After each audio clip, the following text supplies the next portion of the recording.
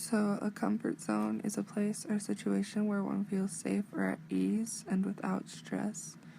So, it's basically where you're comfortable, where you feel the most relaxed. For example, my comfort zone when it comes to knowing other people is being around my friends with like a group of friends, and knowing that they have my back and that they're there and I know them and I can talk to them about anything.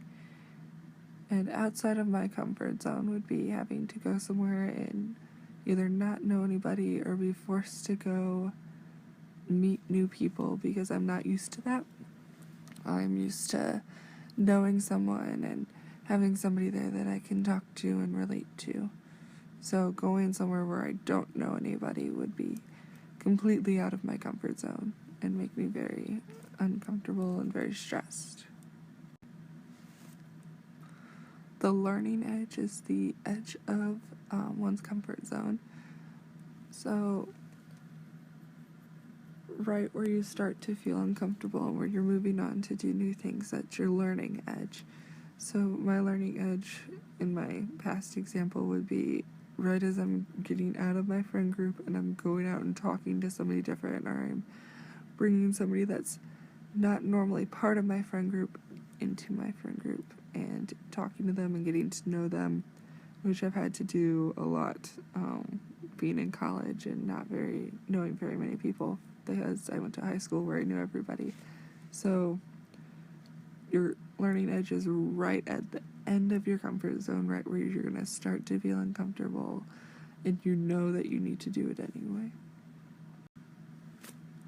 A trigger is anything that serves as a stimulus that initiates or causes a reaction or series of reactions.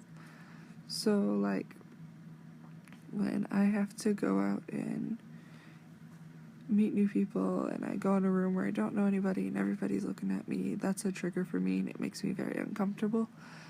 And it'll make me probably talk a lot more, a lot less than I should, and become very blabber a lot, or I continue talking about something that doesn't need to be talked about. Another trigger would probably be being told to do something that I'm uncomfortable with and they're expecting me to do it right at that moment instead of building my way up to it, which would obviously make me very anxious and hesitant to do what is needed.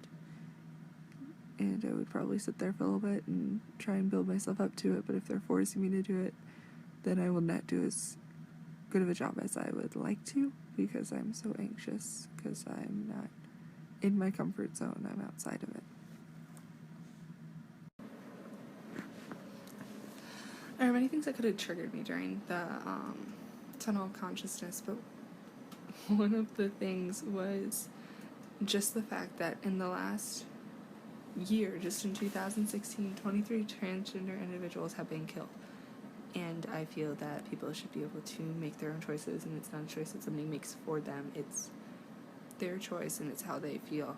And it actually made me very angry, because I know some people that feel transgender and feel that they're more comfortable that way, and I feel that's a choice that you should make on your own, and it's something that people should respect.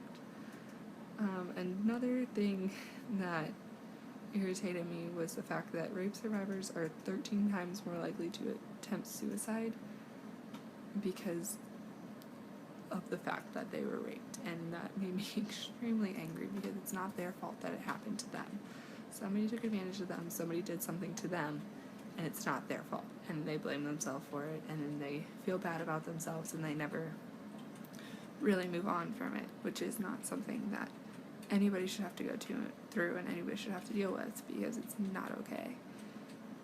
My final trigger that was the worst of them all was when I saw the photo of the dead child under the refugee crisis sign saying that he had been washed up and he had drowned during one of the bombings, and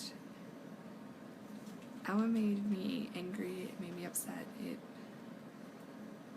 I didn't know what to say about it. It was just something like nobody wants to lose their child. You know, the parents are probably dead too, and then just seeing a dead child is something that nobody wants to see, nobody wants to go through, nobody wants to acknowledge that children die.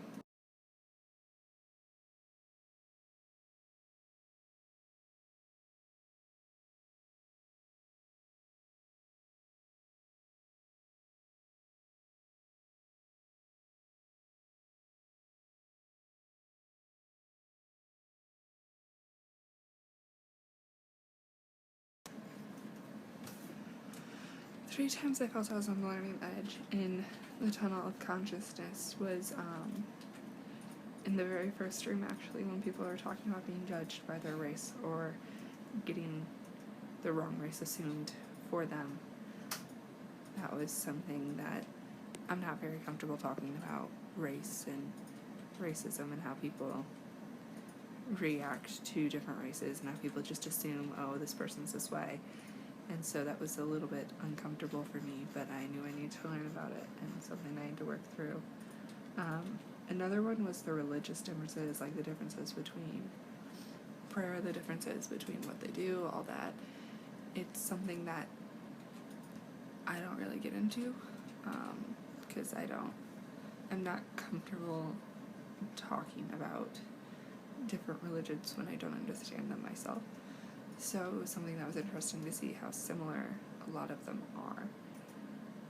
And another place where I felt like I was right on the edge of my comfort zone, I didn't really want to go much further, was gay acceptance across different countries and different places in the world, because I knew the USA was not very high on gay acceptance, and it's something that personally I have no problem with, but if you have a problem with it, I'm not going to judge you for it. I'm not going to say, oh, that's wrong. But it's something that I'm not comfortable straight up just talking about without anything behind it or anything to say behind who's saying it. So I feel like, I mean, my best friend's gay, I totally accept it, it's totally fine. But if you come up to me and you're like, I'm against the gays, I don't like gay people, and I'm like, I'm not gonna judge you for it, I'm not gonna say, oh, you're a terrible person. That's your personal opinion, but it was weird to see how low acceptance really is in the United States, because I feel like we are such a diverse culture that we should be more accepting of it and more understanding, and it was something that kind of pushed me out of where I feel comfortable talking about it, and it's something that made me think about it a little further than I ever thought I would. It's really important to push yourself out of your comfort zone, because if you stay in your comfort zone all the time, you're not really gonna learn anything. You're not gonna develop as a productive member of society. You're just gonna be there, and that's not something that you want. You want to always be learning something new, doing something new. You don't want to get stuck in the same routine day in, day out, and never change, I guess. You want to go out, you want to change, you want to grow, you want to expand.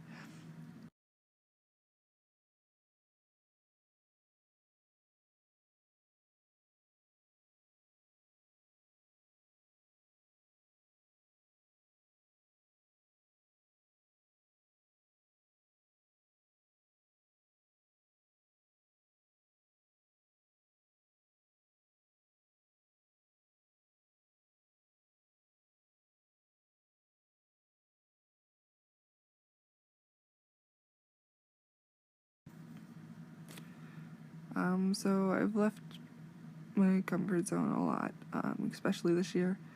Being a freshman in college, you have to.